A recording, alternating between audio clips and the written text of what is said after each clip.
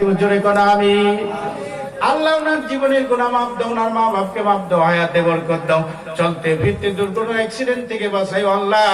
নবীর দিদার দিও আল্লাহ। Mecca Medina যাওয়া সম্ভব যদি না হয়, ঘুমের ভিতরে স্বপ্নে নবীর দিদার করাইও। জোরে কোন আমি মান রাআনি রাআল হক। সুবহানাল্লাহ। আল্লাহ নবী বলে, কেউ যদি স্বপ্নে আমারে দেখছে, সত্যি আমারে দেখছে, শয়তান আমার সুরত নিতে পারে না। সুবহানাল্লাহ। এমনি হয় না, কোন দোয়া কপালে লেগে যায়, যার কারণে নবীর দিদার হয়। সুবহানাল্লাহ। স্বপ্নের ভিতরে জীবনে নবীর দিদার হইলে 7টা জাহান্নামের আগুন হারাম হয়ে যায়। চিরকালের জন্য আল্লাহ জাহান্নাম হারাম করে দিয়েছে। নবী দেখছে, স্বপ্নের ভিতরে নবীর দিদার হয়েছে, তামাম জীবনের গুনাহ মাফ হয়ে গেছে। সুবহানাল্লাহ।